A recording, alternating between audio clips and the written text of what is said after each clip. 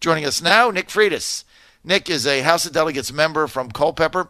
He's a Republican. He's running for U.S. Senate to face off against Tim Kaine, who is a huge, overwhelming favorite to get reelected. He's already got like $50 million stashed away, and it's going to be quite the heavy lift to beat him. But first things first, there's 3 Republicans running for the nomination that'll be decided in a primary on June 12th. E.W. Jackson ran for Lieutenant Governor in 2013.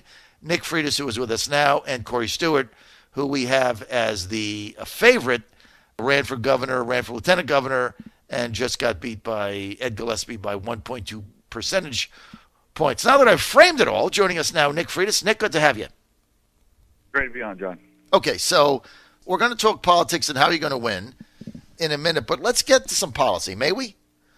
Let's get to moving the U.S. Embassy to Jerusalem and saying that's the capital. Now, I know you're very versed on this, so I got a couple of questions I want to get your take on. The first is Guatemala followed the U.S. That's the second country to move their embassy to Jerusalem. The U.K. was looking at it. They backed out. They said no. Doesn't look there's any other countries right now that are planning to do it in the near future. Do you think this was a mistake or not? No, I think it was definitely the right course of action. And I think what's interesting is when you look at this, there have been presidents from both political parties that have stated that the embassy should move to Jerusalem, but Jerusalem is the national capital of Israel. They just didn't make good on it. You know, Donald Trump made good on it. So I applaud the president on that. I think it's absolutely the right course of action. I think it makes sense historically, and I think it makes sense from a foreign policy perspective. So, no, this is the right thing to do. All right, so let's get to the violence that went on there. 100 Palestinians shot, dead, another 1,000 wounded. You look at the Israeli army reaction, no rockets were fired by the Palestinians, no grenades were launched, no missiles, no Israeli soldiers shot. They were throwing rocks, slingshots, and fire kites were going over the wall. Maybe they could have put those out with just one big fire hose. Do you think the Israeli defense reaction in basically shooting 100 people dead and wounding another 1,000 Palestinians that were basically unarmed, do you think that was an overreaction? Well, I mean, it certainly potentially could have been. Here's how I analyze things like that, because I've been in situations before where you're armed and you're responsible for maintaining security. It is always very easy for people to look back on hindsight and say, well, they were unarmed. Well, you don't know that, right? Just because somebody wasn't shot on the Israeli side doesn't mean that there wasn't a presence of firearms. It doesn't mean that they didn't have weapons that they were utilizing. One of the things, too, I also look at this particular situation is that in almost every scenario I see in that environment, because many Palestinians and because the PLO and those various organizations have dedicated themselves to the destruction of Israel, they're generally responsible for attacks on civilians constantly. And so when you are operating from a security standpoint, when you're operating in an environment where you know that not only have the elected organizations of the Palestinians dedicated themselves to destroying you and are willing to kill women and children in order to make that happen, and have repeatedly used every excuse, every example they could to launch attacks against you, there is a heightened sense of security all the time. And then you have a situation like this where the embassy is moving. Again, I generally give Israel the benefit of the doubt when it comes to these sort of incidences. Now, like anything else, if this was something where there was too much force used or rules of engagement were not followed, well, then obviously they need to be investigated just like anybody else would be investigated. There's no excuse for going beyond those rules. However, I'm going to give the IDF the benefit of the doubt because I've seen, historically, how the IDF has gone out of its way to prevent civilian casualties, and I've seen how organizations like the PLO and the various organizations operating out of Gaza and Palestine have gone out of their way to inflict civilian casualties. Mm-hmm. So does there need to be an investigation? Sure. But let's not rush to conclusions simply because from our perspective, sitting and judging this from the safety of our homes, it looks like there may have been too much aggressive force used. So you've been in that situation, armchair quarterbacking, certainly easy for somebody like me to do, 5,000 miles away, sitting in a comfortable studio with a cup of coffee, not being shot at. So I totally understand where you're coming from with that, Nick Freitas. The Iran deal, our German ambassador Rick Goodell sending out a tweet saying to German companies, hey, if you don't comply and you continue to do business with Iran, even though you're a German company, we're not going to do business with you. So you better get your act together. Unprecedented for an ambassador to send that kind of a tweet out, basically threatening German companies. And you would have to think he did that at the behest of the Trump administration. Do you think that was over the top? I think that's the first question I want to ask, though, is was it done on behest of the Trump administration? If it wasn't, well, then, again, now you have an ambassador that's essentially making U.S. policy without the approval of the president, and that's clearly not their role. If they did it with the approval of the president, I'm a little bit skeptical of that. I'd like to see, again, I'd like to learn more about that one before I jump to a conclusion, although I will say that when the United States obviously is having we need to renegotiate this whole deal with Iran. And we pulled it off the table, and that was absolutely the correct thing to do because it was a horrible deal in the first place, and it set a really, really bad precedent. I do think it's dangerous to start telling our allies immediately that, hey, look, we just dropped out of a plan, and now if you do business with Iran, we're going to stop doing business with you. I think those are the sort of negotiations that I would be much more comfortable with the president handling behind the scenes rather than an ambassador trying to handle it on Twitter. Having said that, we obviously recognize Iran for the threat that it is. Again, having served in Iraq, I know that a lot of the various militias that we were fighting against over there were heavily subsidized and supported by Iran. So the idea that Barack Obama ever thought this was going to be a legitimate deal, I think, is comical. But having said that, I don't think Twitter. I don't think an ambassador using Twitter is the best place for us to handle national policy issues. If you get elected U.S. Senate from Virginia, you're undoubtedly going to be on the Foreign Relations Committee, as a Virginia senator always is on that committee. And one of the things that you're going to have to deal with is NATO, right? I'm going to play Trump singling out Germany. And I'm only asking this question because I actually met with the German ambassador last evening. So this is on my mind, so bear with us. Tends to happen on our show. You meet with somebody and that's top of mind. But I met with the German ambassador last evening, and he was quite upset by this. But the president singling out Germany yesterday for not paying their NATO commitments during a meeting at the White House with Secretary General John Stoltenberg. I'm going to play this clip, and then I want your reaction and how you would respond to this if you were a U.S. Senator on the Senate Foreign Relations Committee. We're delighted to report that last year, as a result of our joint efforts, we witnessed the single largest increase in defense spending among European member states and Canada in a quarter of a century. That really is quite a spectacular achievement, so I congratulate you, and I congratulate you very much. We really have worked in many respects, but that was, I think, a big one. We had countries that were not paying what they were supposed to be paying now. Most countries are, not all, and I think you'll be able to handle the ones that aren't, right? I have confidence. And we're still waiting on 20 member states to meet their NATO commitments and spend at least 2% on defense. And 2% is a very low number. The number really should be 4%. 2% is a very low number.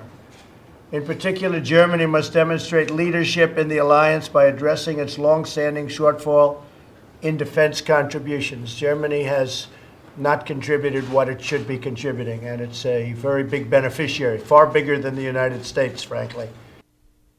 All right, so there's the president calling out Germany. I met with the German ambassador last night, who's, by the way, being transferred to the United Kingdom next month. They were not happy about this statement. What's your reaction?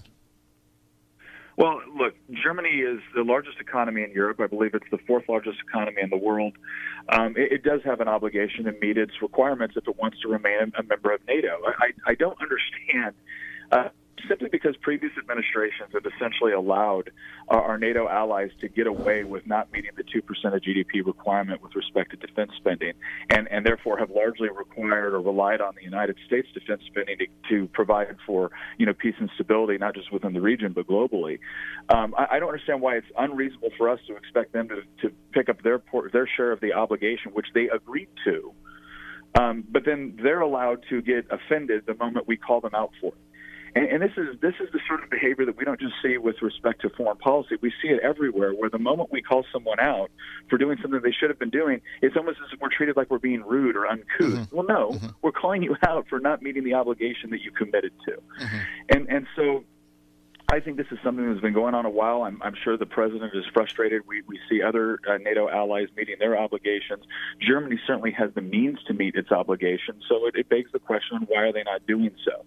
And again, if they're committed to ensuring that we have peace and stability within the region, especially within Europe, well, then I think it's time that they meet their obligation, and I don't think there's anything wrong with pointing out that they haven't.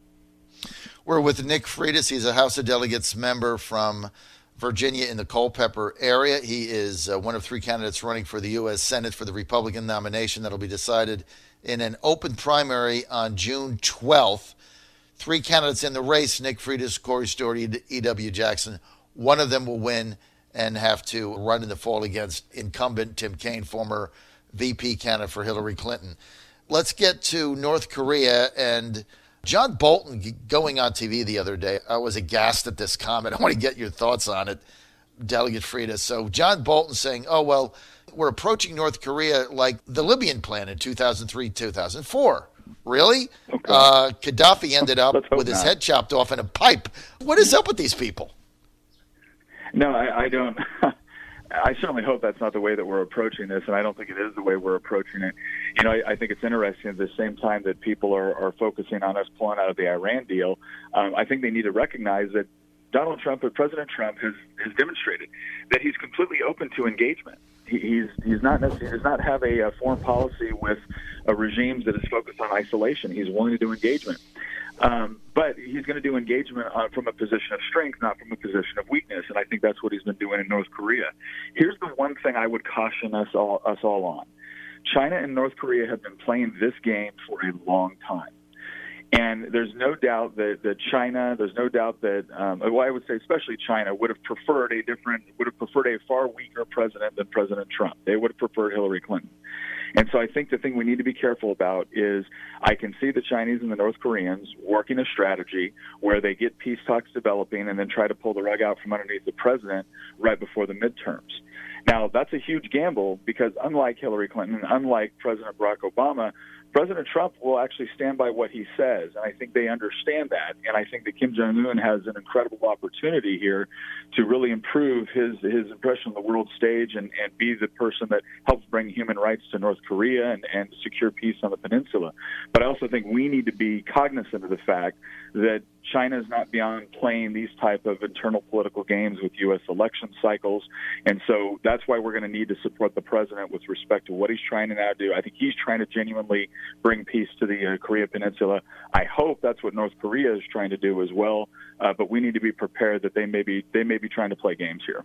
Well, I think you're right. I mean, that's a pretty sober analysis. I happen to believe that the summit is going to go forward on June 12th. We haven't seen anything official on it as a member of the press corps. Normally they send out all your vitals to go. I haven't seen that.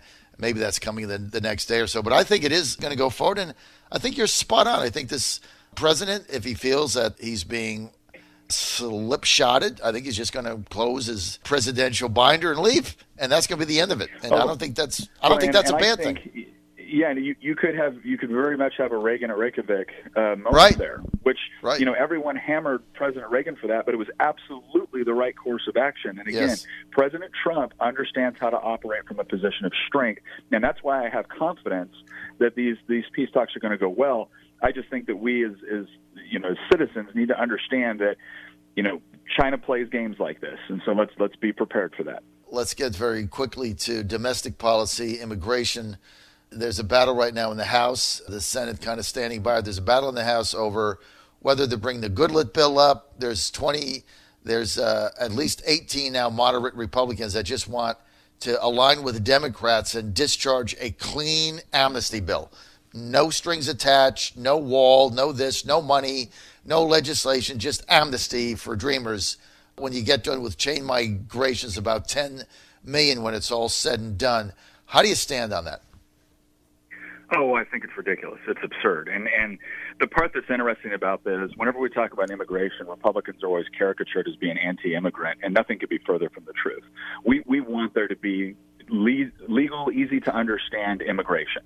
And that requires immigration reform. I think it requires merit-based immigration reform. And we don't only want that because it's best for U.S. citizens. We want that because it's best for immigrants.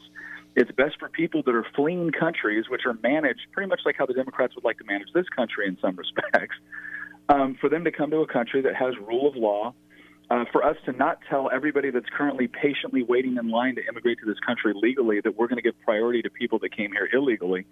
But here's the other thing I want to point out, John. I think this is an important thing that doesn't get mentioned enough. When President Obama said that if your kids came here unaccompanied, they could stay, he sent a message out to millions of parents all over the world who just wanted a better life for their kids. We can all sympathize with that. That if you sent your kids here alone, that they'd get to stay. And those kids fell in the hands of drug cartels. They were sold into the human trafficking rings. They were sold into the sex trade.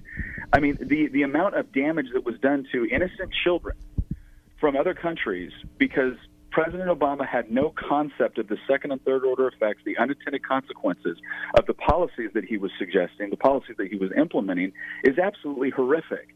So our desire for increased border security, our desire for merit-based immigration reform, that isn't just out of concern for our own U.S. citizens, which, yes, of course, has to be our first priority, but it's also a concern for immigrants. And so I think it's about time we set the record straight on where Republicans stand on this and why we stand on it. Well, that makes a lot of sense, and you said that in a very succinct and salient way. You should probably try to get that message out. Let's get to your campaign. I've got you behind Corey Stewart. If the election were held today, he was going to win. How do you get, in 26 days here, how do you break through, get your message out, and win on June 12th? I don't think there's any way we're behind Corey Stewart right now. I mean, we're going to run as if we're in third place, right? Because that's the way you've got to run in order to be successful. But I don't think there's any way we're behind Corey Stewart right now. When it comes to fundraising, we've out-fundraised him significantly, and the average dollar amount we've gotten has been $67 from over 5,000 unique donors. When you look at every single straw poll that has been conducted across the Commonwealth, we've won by double digits, to include the Prince William County straw poll. When you look at the very support on the ground game that we've got going, I think we're doing incredibly well. Now, unfortunately, there hasn't been another public poll to come out since the one in January. But even if you look at that one, Corey, after running statewide, I think this is his fifth try, only had 16% of Republican primary voters dedicated to him. So I think if you look at the entire momentum, if you look at what happened after the floor speech on the Second Amendment, if you look at the fundraising numbers, if you look at the straw polls that have been conducted by various Republican groups all over the Commonwealth, I think we've definitely moved into front-runner status. The thing is we just got to keep the momentum going all the way through June 12th. So we're not going to take anything for granted. We're going to keep operating. I'm not running against Corey Stewart or E.W. Jackson. I'm running against Tim Kaine, and we're going to keep doing that, and we're going to keep our message and our focus on that. Well, that sounds great, but you are running against Corey Stewart because if you don't get the nomination, you can't run against him. Kaine, I don't think you're ahead. I think you're behind, and this is just my analysis, but I think that Corey has got the name ID and he's got a base, and they're going to turn out for him, and we'll have to see what plays out. But look, you got 26 days. If you think you're ahead, well, that's good enough for me. Nick Freitas, thanks for being with us. People want more info or donate to your campaign. Where do they go? Please go to nickforsenate.com. Also follow us on Facebook, Twitter, and Instagram. We update all of them regularly. We'll let you know where we're going to be. We're actually going to be up speaking to the NRA tonight. We just got the NRA endorsement along with the National Association of Gun Rights, so we're very excited about that. But please check us out online, and we look forward to seeing you on the campaign trail.